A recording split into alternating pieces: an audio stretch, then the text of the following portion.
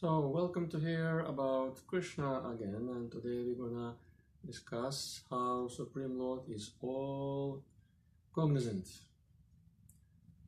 Cognizant means that Krishna, he knows everything, he's aware of everything and everyone, what happens inside us, in our heart and mind.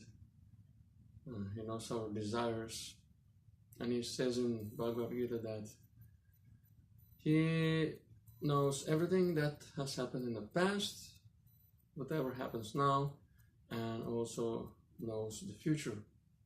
He also knows all living entities, but him no one knows, because he's God, he's unlimited. So sometimes people are discussing possibility of going and find out what is said about them in so-called Akash library, and there's stored everything about us, whatever we have done, even our thoughts and so on. But Krishna, he as God doesn't need any such library. He just sits beside us in our heart and is witnessing all our desires, deeds. He gives us what we deserve according to the karma, and he also knows, as all cognizant, our present spiritual position, how much we are eager to progress in spiritual life and serve him, approach him, and he accordingly makes all the arrangements. He's the best person to know what is best arrangement for us to go back to him, back to spiritual world. And for us is to, what is remained is just to follow that path as good as possible. Therefore we have a spiritual master who can guide us in this path. So Krishna, as all cognizant, he also uses that quality in his pastimes. Like, for example, there's described how demon Kalayavana once attacked kingdom of Dwarka, and Krishna, he tricked this demon to follow him out of Dwarka to the mountains, to a specific cave where King Muchukunda was sleeping.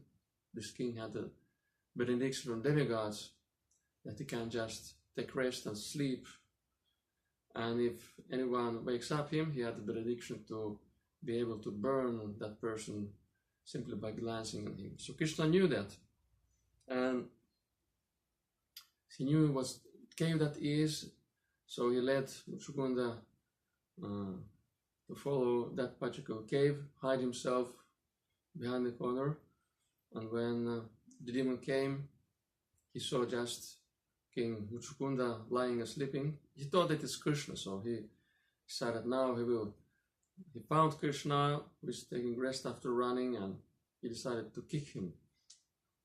And this woke up the king, and he opened his eyes, saw this Kalayavana, and became very angry that he was waking up. And this glance burned the demon to ashes.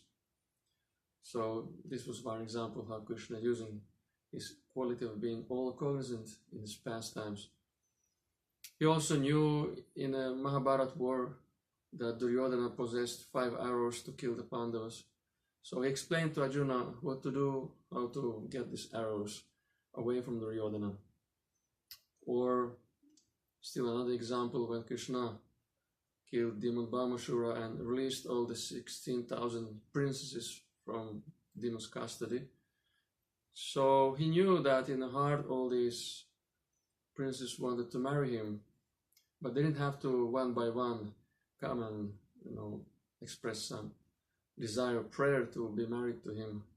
He just silently accepted their desire, sitting same time in their heart, and thus they became his queens. So the best person to take shelter is the one who is most all cognizant, and that's Krishna. And next time we again will dwell our attention, mind, and consciousness on Krishna. Until that, have a nice day and Hare Krishna.